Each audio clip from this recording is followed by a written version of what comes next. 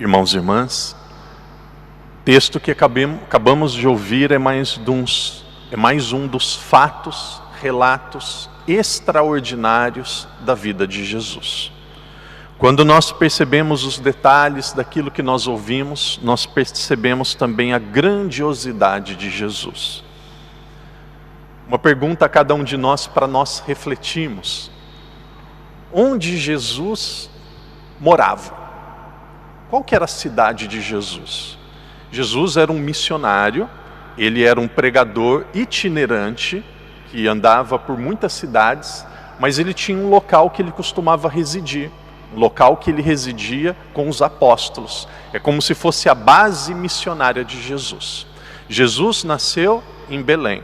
Jesus foi educado em Nazaré, mas a base onde ele vivia, onde ele residia no período missionário, era uma cidade chamada Cafarnaum.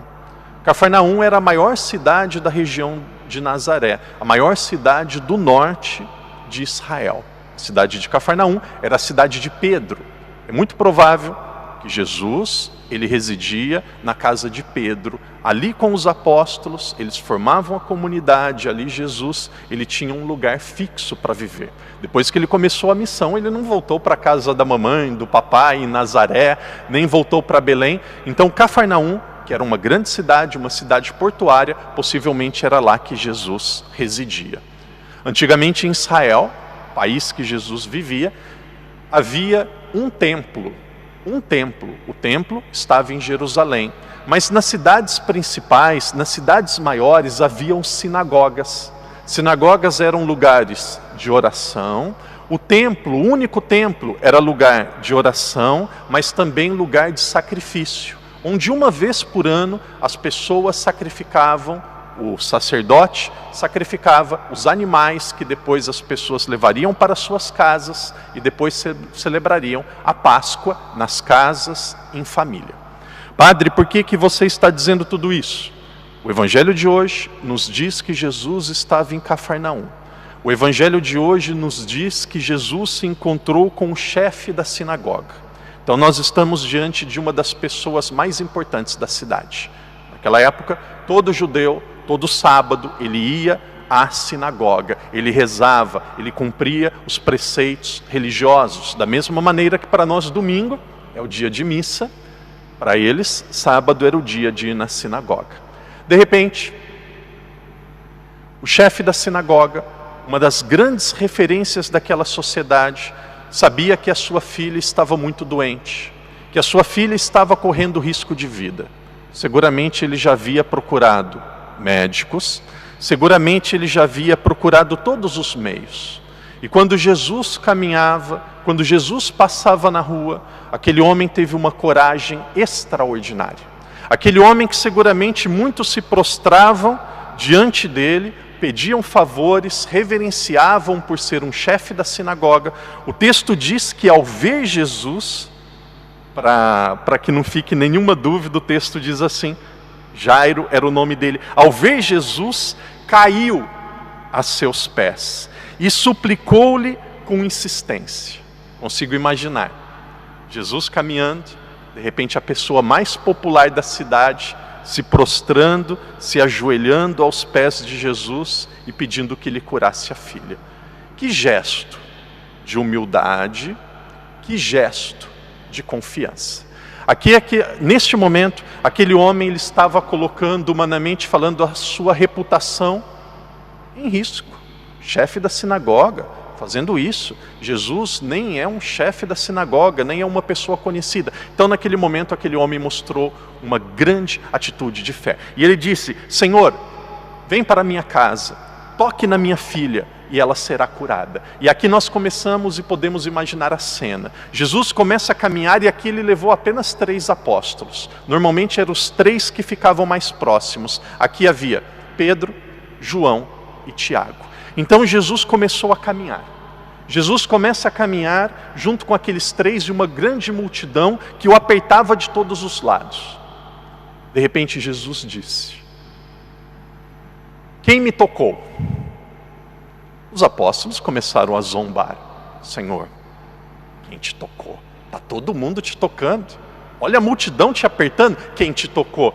É mais fácil ganhar na loteria do que saber quem te tocou. Está todo mundo te tocando. Como que a gente vai saber quem te tocou? Está todo mundo te tocando. Que pergunta que é essa? Onde já se viu? O que o Senhor quer dizer com isso? E aí é como se Jesus estivesse dizendo, todo mundo me esbarra, todo mundo me empurra, todo mundo me aperta, mas alguém me tocou com fé. Uma força saiu de dentro de mim. Quem foi? E aí uma mulher tremendo, morrendo de vergonha, com medo, é como se fosse uma criança quando fez algo que parece que é errado e já fica... A mãe pergunta, quem quebrou a jarra? Quem quebrou o prato? Quem me tocou? E aí ela morrendo de medo, já tinha procurado todos os médicos, 12 anos com hemorragia, ela disse, foi eu. E aí ela disse, mulher, a tua fé te salvou. Queridos irmãos e irmãs, existe uma diferença entre esbarrar e tocar. Eu digo para mim como padre, existem algumas missas que infelizmente é como se eu estivesse esbarrando em Jesus. Por mais que eu me esforço, parece ali que já está no piloto automático. Em nome do Pai, do Filho, do Espírito Santo. O Senhor esteja convosco. Por quê? Porque parece que entrou na rotina. Então é um grande desafio, um dos maiores desafios para mim. Um dos maiores desafios é rezar cada missa como se fosse a última missa. É rezar cada missa e rezar cada missa com todo o meu coração, com toda a minha atenção. Rezar com devoção, rezar com fé. Para vocês que são leigos é a mesma coisa. Às vezes o corpo está na igreja, mas a cabeça está lá na casa, lá no trabalho, lá na conta que tem que pagar, ou está lá no problema, esbarrando em Jesus. O Padre se colocou em primeiro lugar para mim. Então, quando nós entramos na igreja, nós deveríamos fazer assim, entrando na igreja, nós deveríamos pedir, Divino Espírito Santo, me ajude que o meu coração também esteja aqui. Me ajude que eu também toque em Jesus. É por isso que muitas vezes Jesus permite que nós tenhamos problemas sérios na nossa vida. Porque quando nós temos problemas sérios, e aqui é de saúde, aqui é de dinheiro, aqui é de relacionamento, porque quando nós temos um problema sério, nós tocamos em Jesus, ali nós rezamos com o coração. Ali você pega uma vela, ali você dobra os seus joelhos e fala, Jesus, cura, Jesus, toca, Jesus, por favor, eu prometo, eu vou para Hong Kong de joelhos. Jesus, eu dou metade do meu salário. Jesus, eu nunca mais faço isso. E aí a pessoa ela oferece todo o seu coração e naquele momento você não está esbarrando, naquele momento você não está apertando, naquele momento você está tocando, tocando. Jesus, ele disse, alguém me tocou. Queridos irmãos e irmãs, Jesus, ele quer ser tocado. O que significa tocar? Se relacionar com Jesus, participar da missa, rezar com o coração. É fácil? Não. Ali daquela multidão, uma tocou. E aí aquela mulher foi curada. Que coragem de dizer, foi eu. E aí Jesus disse, a sua fé te salvou. Naquele momento, parou a hemorragia. Ela foi curada. Um grande milagre. E de repente Jesus continua caminhando. Porque o objetivo de Jesus era ir para a casa de Jairo. Jairo era o chefe da sinagoga. Realizou a cura, continuou caminhando. E de repente chegou alguém do meio do povo e disse assim, por que você importuna o mestre, um dos seus funcionários? Disse para ele, por que você importuna o mestre? Sua filha já morreu. Eu não sei, dizia ontem na missa, eu não sei se alguém aqui já teve a oportunidade de dar notícia de falecimento para alguém. Deve ser uma das coisas mais difíceis do mundo. Eu não tenho irmão, eu tenho uma irmã. Se Deus quiser, daqui a algumas semanas a minha irmã vem para Macau, minha irmã, meu cunhado e meu sobrinho. Vem fazer uma visita para o padre. Então eu vou dizer irmão porque eu não tenho irmão homem. Imagina alguém vir falar para mim, padre, seu irmão morreu. Deve ser muito difícil dar uma notícia de morte. Joana, seu pai acabou de falecer. Imagina, deve ser uma notícia muito difícil. Então de repente alguém chegou para ele, para o chefe da sinagoga, não incomode mais o mestre, a sua filha morreu. Ali foi a notícia direta. Ali não teve nem rodeio, olha, eu tenho uma notícia difícil para te dar, vamos sentar, vamos preparar, nada disso. Sua filha morreu, não importuna o mestre. E aquele homem disse, continuemos indo para a nossa casa. Ele primeiro se prostrou no pé de Jesus, não teve vergonha nenhuma, não teve autoimagem nenhuma, não queria nem saber o que a multidão ia falar e ia pensar, se prostrou no pé de Jesus. E aí de repente falou, a sua filha morreu. Continuou a caminhada com Jesus. E de repente ele chegou na casa. As pessoas, o texto aqui diz, riram-se dele.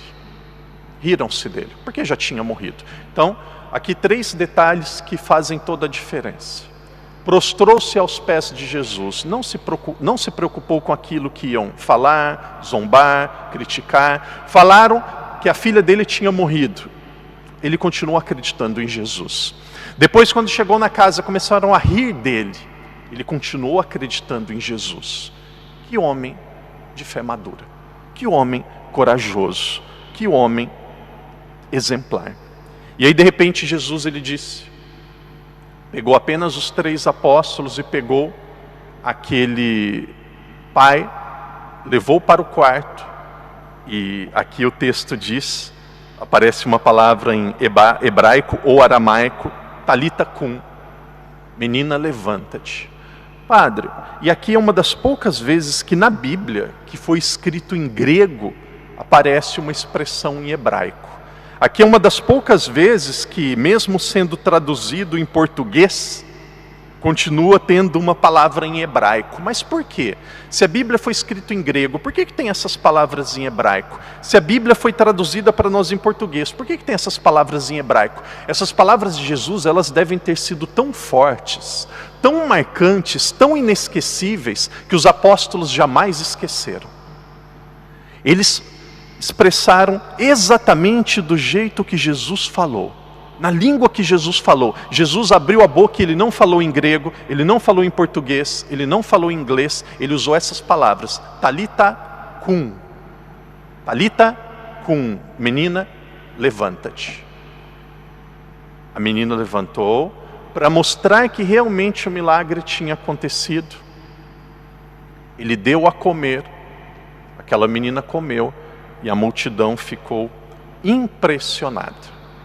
Se o padre pudesse conversar com cada um de vocês individualmente, eu perguntaria assim, meu irmão, minha irmã, qual a lição deste evangelho para você? O que você aprende? O que esse evangelho pode ser útil na minha vida? Eu me recordo uma vez, com alguns anos de padre, uma senhora me procurou no Brasil e disse assim, padre, quem sou eu, mas eu gostaria de lhe dar um conselho para as homilias. E com muita simplicidade, eu falei assim, a senhora fica muito à vontade, eu acolho com todo gosto. Qual o conselho da senhora? Ela disse assim, padre, as pessoas que participam da missa, vêm para a missa e trazem para a missa histórias com problemas, com dificuldades, com dores. A nossa semana é muito difícil, padre. É difícil em casa, é difícil no trabalho. Todos nós temos desafios muito grandes. Padre, nós vamos para a igreja, nós queremos uma mensagem que ilumine a nossa semana. Nós queremos uma mensagem que nos ajude a termos forças para nós enfrentarmos o nosso problema. Nós vamos para a missa e nós queremos voltar para a nossa casa com uma mensagem que vai nos ajudar a continuarmos caminhando. A mensagem de hoje, na minha opinião, é 2.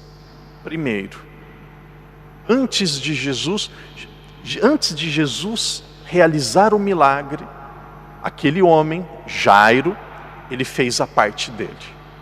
Ele podia ter ficado na casa dele, no sofá, e dizer assim, se for da vontade de Deus, Jesus vai vir na minha casa e vai curar minha filha. E aí podia ter um copo ali, uma taça de vinho, um pouco de pão, estender os pés no sofá e dizer, eu acredito em Deus. Se for da vontade de Deus, Jesus vai bater aqui na porta da minha casa e vai perguntar assim, o que o Senhor precisa? E aí eu vou dizer, cura minha filha. E aí ele vai curar. Se ele tivesse feito isso, sabe quando que Jesus teria batido na porta da casa dele, perguntando o que ele precisava? Nunca. Jesus não gosta de pessoas acomodadas. Jesus não gosta de pessoas preguiçosas. Jesus não gosta de pessoas sem iniciativas. O impossível de Deus acontece depois que termina o nosso possível. Primeiro você faz o seu possível. Primeiro você faz, eu também. Primeiro nós fazemos a nossa parte. Primeiro nós tomamos a iniciativa. Depois que nós fazemos o nosso possível, quando o nosso possível não deu conta, e nesse processo Deus está trabalhando, curando o nosso coração, está aumentando a nossa fé. Quando o nosso possível terminou, aí vem Ele com as mãos, com o poder e realiza o milagre que Ele deseja. Muitas vezes Deus não realiza o milagre no momento que nós pedimos, na hora que nós queremos. Não é porque Ele não pode, porque Ele ainda quer continuar trabalhando no nosso coração. Ele ainda tem coisas para fazer e para transformar na nossa vida. Essa é a primeira lição. Arregace as mangas e faça a sua parte. Essa é a missão. A primeira parte é a nossa. E aí nós temos a segunda lição. Confie. Confie. Confie. Uma vez eu ouvi, já disse em outras homilias, o padre caminha para o final da reflexão dizendo isso. Um padre, um sacerdote já falecido dos Estados Unidos, chamado padre Léo Trezé. E ele dizia assim: 3 características de Jesus são muito claras para mim, eu lembro todo dia. 3 características. Jesus, ele é sábio.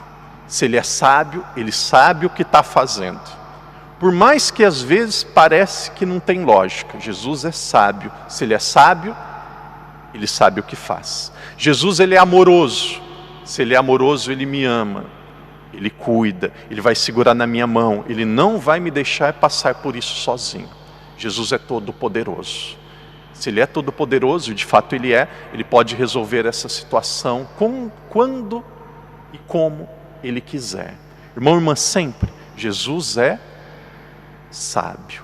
Jesus, ele me ama. Jesus, ele é todo-poderoso. Jesus, ele é sábio.